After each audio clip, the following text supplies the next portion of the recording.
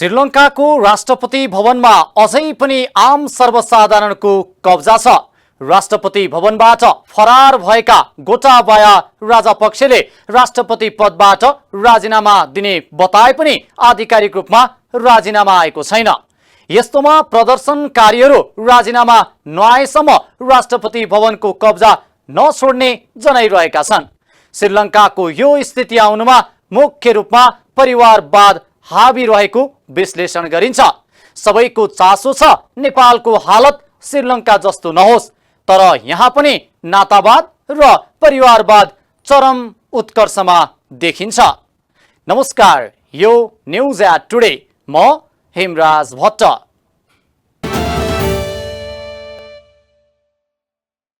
चाहे नेता हुन् या अरू कोही, पदमा जानासाथ परिवार मोह जागेको हुन्छ। पदमा पुग्नेले आफ्नो परिवारकै बारेमा बढी सोच्ने गरेको आरोप लाग्ने गरेको छ। कतिपय अवस्थामा प्रष्ट देखिन्छ पनि नेतादेखि लिएर प्रशासनका उच्च पदाधिकारी समेतले लाभको पद वा अवसरमा आफ्ना परिवार र निकटका व्यक्तिहरूलाई पुर्याएका हुन्छन्। पछिल्लो समय गण्डकी प्रदेशका बजेट बन्दा त्यस्तै देखियो। त्यहाँका मुख्यमन्त्री र अन्य नेताहरूको परिवारका नाममा बन्ने संरचनाहरूमा बजेट छुट्याइएको पाइएपछि सरकारको निकै आलोचना भयो, जसका कारण प्रदेश सरकार आफूले गरेको निर्णय सच्याउन बाध्य भयो।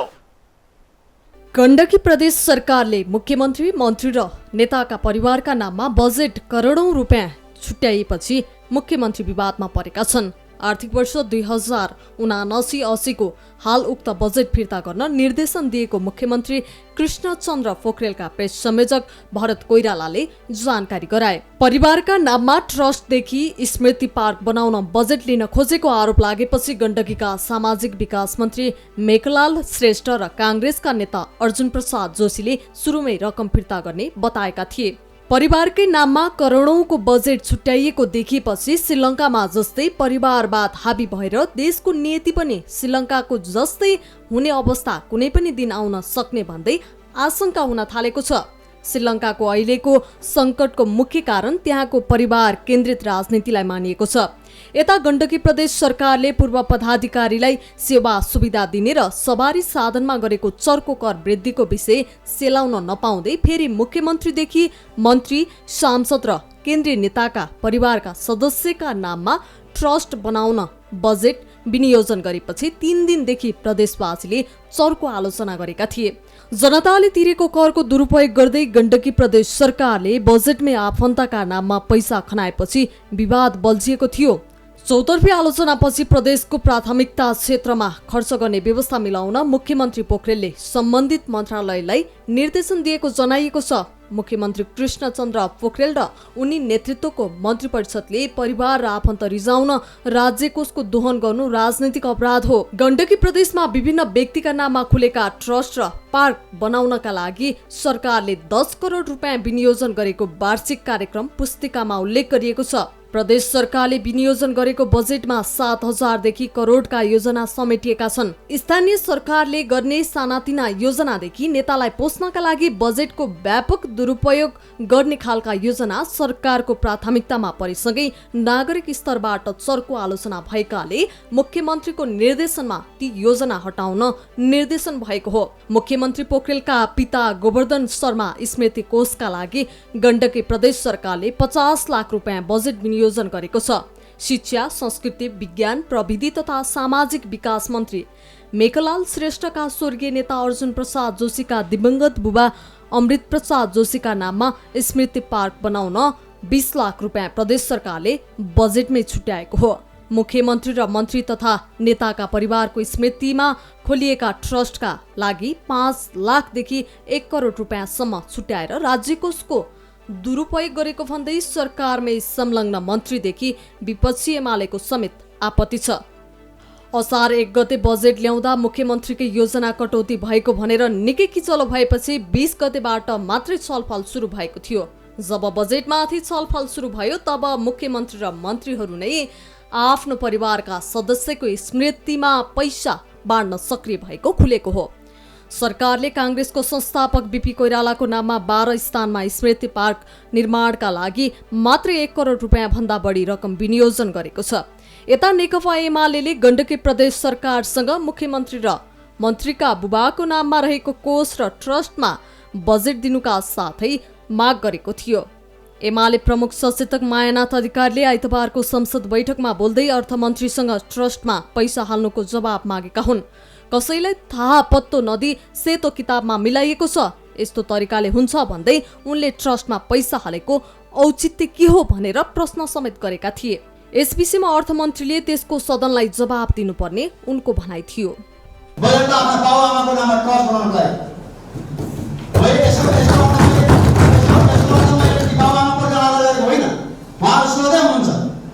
गोवर्धन शर्मा उहाँ सधैँ मान्छे हो, लगातार धेरै मान्छे सधैँ होला, प्रजातान्त्रिक आन्दोलनमा लोकतान्त्रिक आन्दोलनमा योगदान गर्नुमा होला।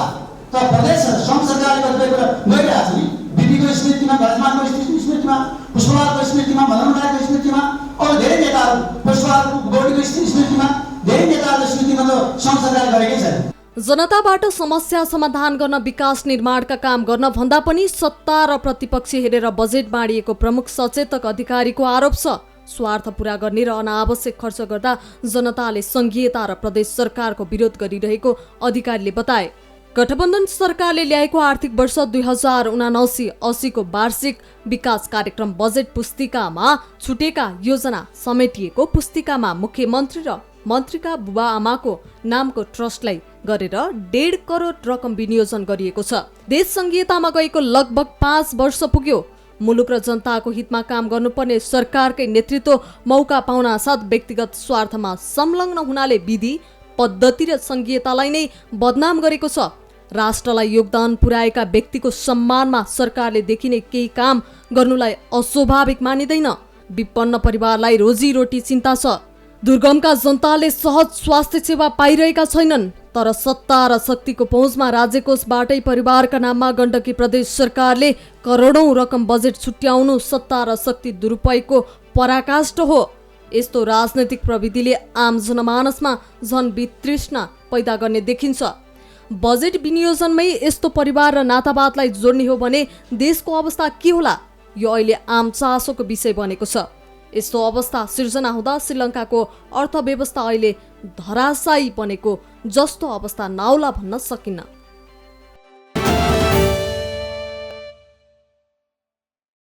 कैलालीको गेटा आँखा अस्पतालका लागि निकै प्रख्यात छ।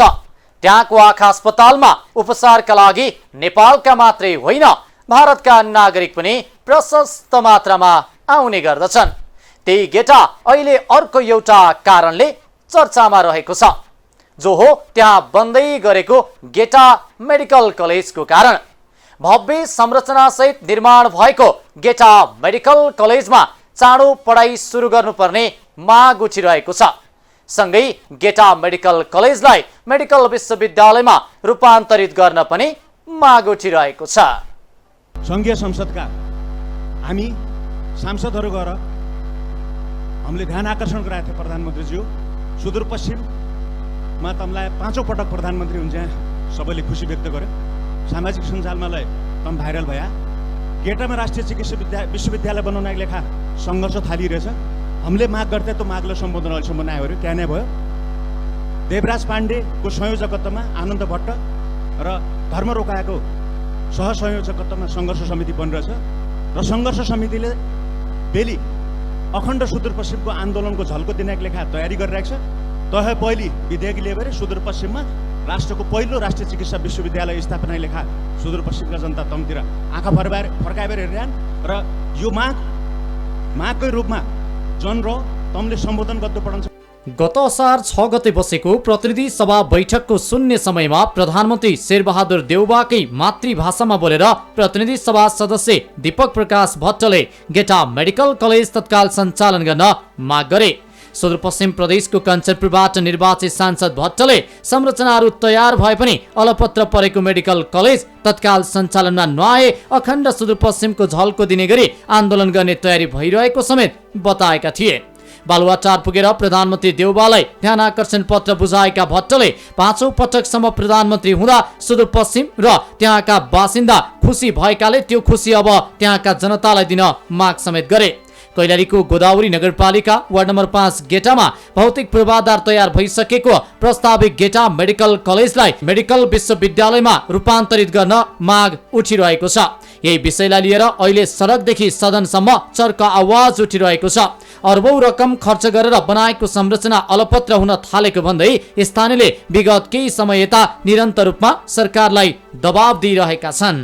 तत्काल अस्पताल सञ्चालन होस्, जनताहरूले त्यहाँ सेवा प्राप्त गरिराखुन्। तर संसदीय टोलीले उहाँहरू यदि सस्तो लोकप्रियताको लागि मात्रै आएको होइन, काम गर्ने इच्छाले नै आउनु भएको, सुदूरपश्चिमलाई पनि विकासमा चाहिँ अगाडि बढाउनु पर्छ भन्ने उहाँहरूको धारणा हो भने चाहिँ यसलाई विधेयकद्वारा तत्कालै विधेयकद्वारा चाहिँ संसदमा विधेयक प्रस्ताव गरेर पारित गरेर विश्वविद्यालयको रूपमा विकास गर्नुपर्छ। र उहाँहरूले त्यो गर्नुभयो भने उहाँहरू जुनसुकै पार्टीको भए तापनि समग्र देशको चाहिँ उन्नतिको लागि उहाँहरूको ठुलो योगदान रहनेछ। सरकारलाई दबाब दिन कैलालीका स्थानीयहरूले गेटा मेडिकल कलेज सञ्चालनार्थ संघर्ष समिति नै गठन गरेर चरमबद्ध आन्दोलनका कार्यक्रम गरिरहेका छन्। सो समितिले कहिले सडकमा चर्को नाराबाजी गरिरहेको छ भने कहिले कलेज परिसरमा अरबौंको संरचनालाई जिस्काउँदै सरकारलाई दबाब स्वरूप निशुल्क स्वास्थ्य शिविरको समेत आयोजना गरिरहेको छ। मेडिकल कलेज सञ्चालनमा रोक लाग्ने हो कि भन्ने त्रास उत्पन्न भएपछि विरोध प्रदर्शन सुरु गरिएको थियो। यस मेडिकल कलेजमा यथाशीघ्र एमबीबीएस पढाइ सञ्चालनमा ल्याउनुका साथै आफ्नो स्वामित्वको मेडिकल कलेज बनाउन संघर्ष समितिको माग रहेको छ।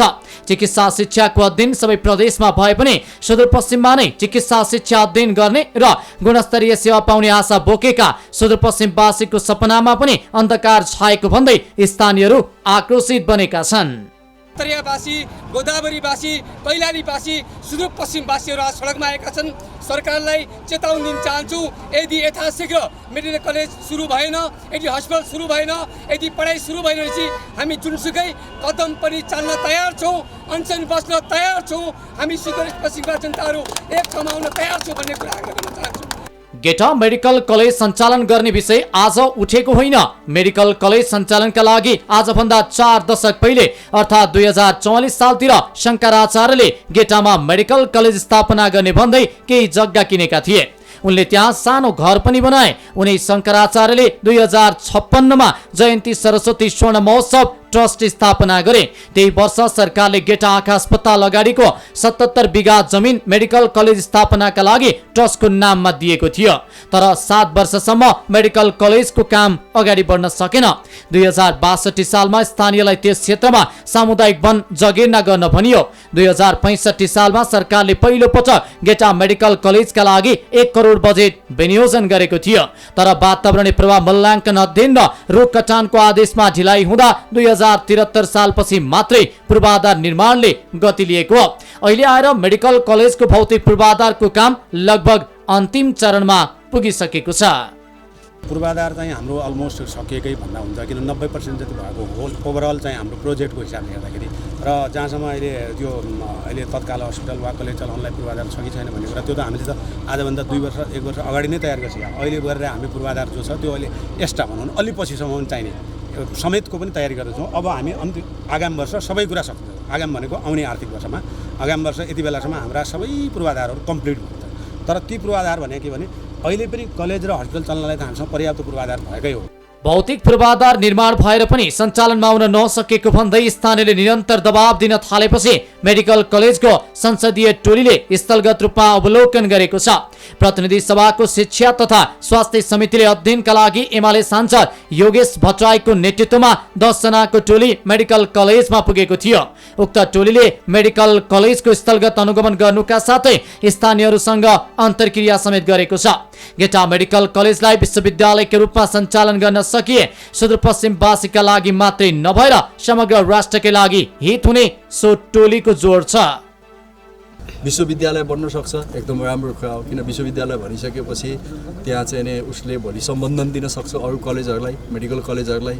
त्यहाँ चाहिँ अनुसन्धानका डिपार्टमेन्टहरू हुन्छन्। विश्वविद्यालय भनिसकेपछि त्यहाँ चाहिँ तपाईँको शैक्षिक जनशक्ति उत्पादनका कुरा हुन्छन्, एकदम विशिष्टकृत जनशक्ति उत्पादनका कुरा हुन्छन् र त्यसमा पनि अब विकासका हिसाबले मानव विकास सूचाङ्कका हिसाबले पछाडि परेको हाम्रो सुदूरपश्चिममा यसलाई विश्वविद्यालयकै रूपमा अगाडि बढाउन सकियो भने यो राष्ट्रको निम्ति पनि राम्रै हुन्छ भन्ने हामीलाई लाग्छ।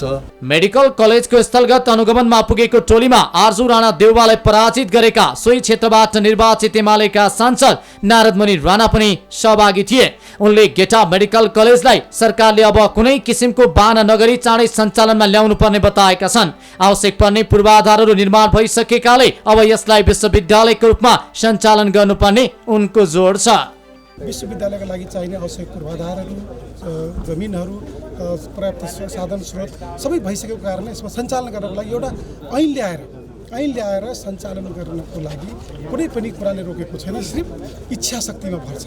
कुन सरकारले अब यसको डिसिसन गर्ने हो, सुरुवात गर्ने हो। अब हामी यसो विलम्ब नगरिकन सरकार निर्णय गर्यो भने भोलिबाट पनि स्टार्ट गर्न सकिन्छ, किनभने संरचनाहरू सबै तयार छन् र विश्वविद्यालय बनाउँदा क्षतिपूर्ति सहित सुदूरपश्चिमवासीले क्षतिपूर्ति सहित हामीले सेवा पाएको एउटा अनुभूति गर्ने अवसर पनि पाउँछौँ। गेटामा रहेको 51.5 हेक्टर क्षेत्रमा निर्माण गरिएको प्रस्तावित गेटा मेडिकल कलेजमा चिकित्सा शिक्षाको अध्ययनसँगै 600 शय्याको अस्पताल सञ्चालन गर्ने सरकारको लक्ष्य रहेको छ। सरकारले गेटा मेडिकल कलेजलाई स्वास्थ्य विज्ञान प्रतिष्ठान बनाउने बताइरहेको छ। केही दिन पहिले धनगढी उपमहानगरपालिकाको प्रशासनिक भवन उद्घाटनमा सहभागी हुनुभएका प्रधानमन्त्री शेरबहादुर देउवाले मेडिकल कलेजलाई स्वास्थ्य विज्ञान प्रतिष्ठान बनाउने बताएका थिए। यस विषयमा तत्काल विधेयक ल्याएर काम अगाडि बढाउने उनले बताए पनि अझै आम सुदूरपश्चिमवासी भने ढुक्क हुन सकेका छैनन्। त्यसैले अरबौं रुपैयाँ खर्च गरेर तयार पारिएका संरचनालाई अलपत्र पर्न नदिएर सरकारले सुदूरपश्चिमवासीको चाहना पूरा गर्न समयमै ध्यान दिनुपर्छ।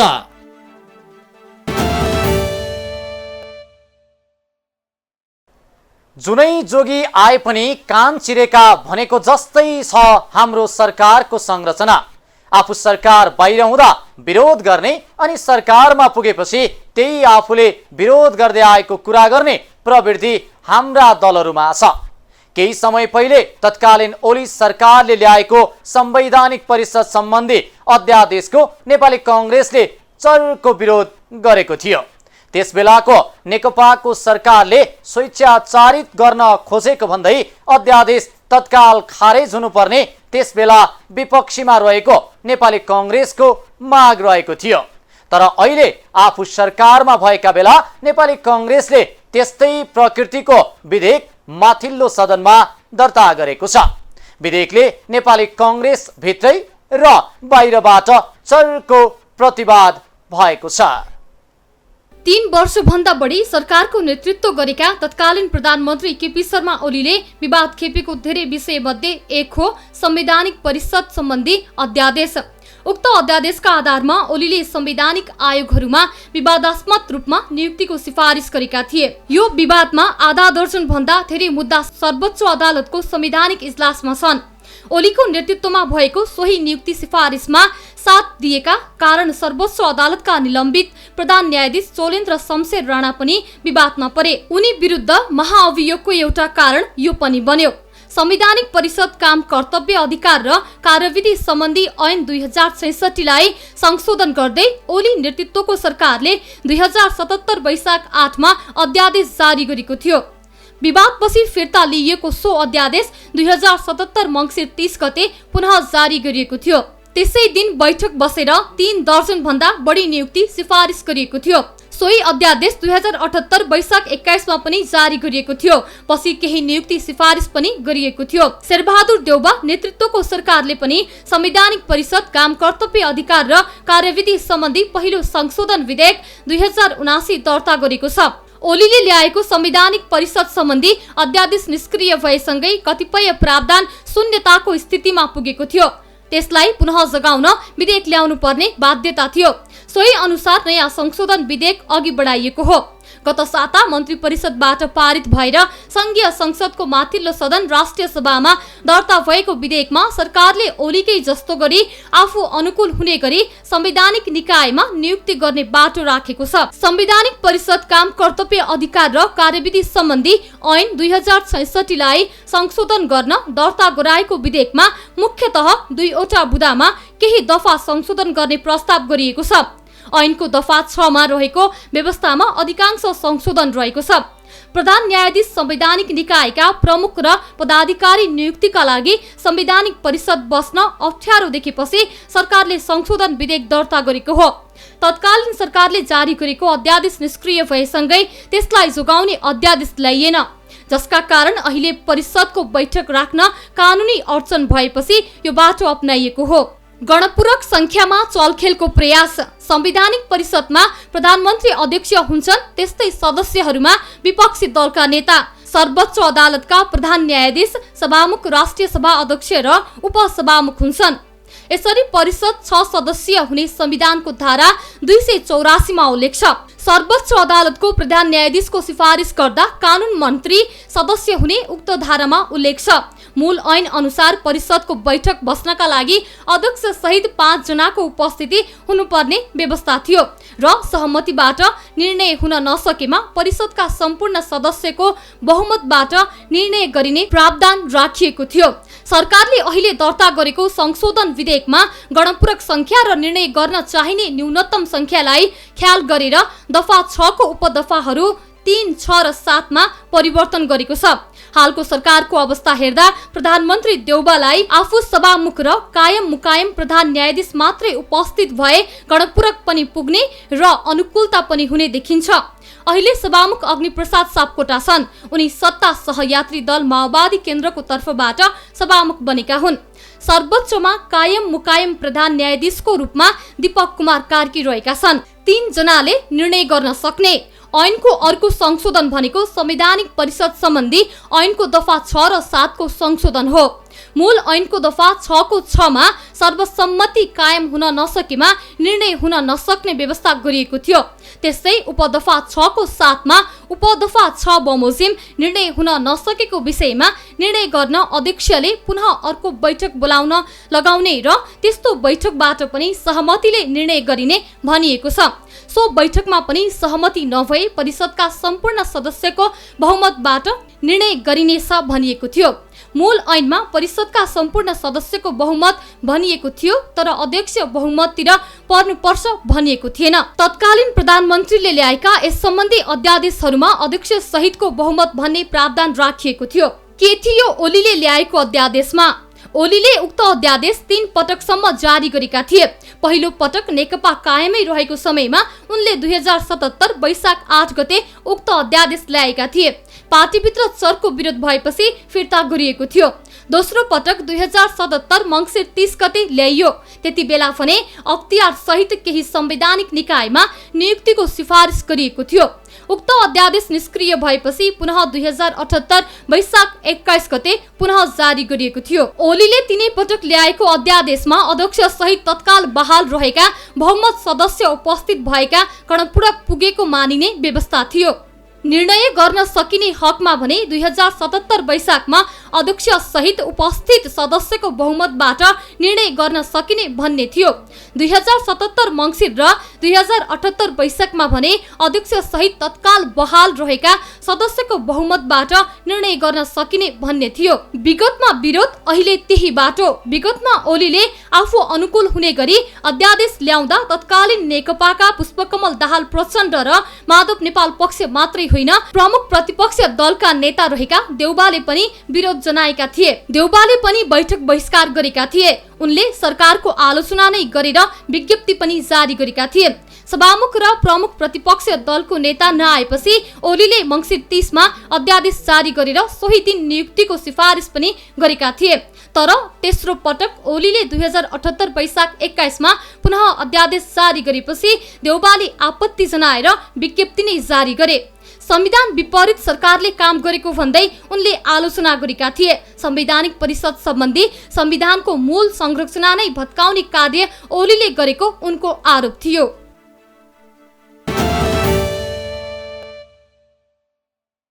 इमानदारिता राजनीतिमा एउटा महत्त्वपूर्ण गुण मानिन्छ, तर हाम्रो राजनीतिमा सबैभन्दा कमी इमानदारिताकै छ।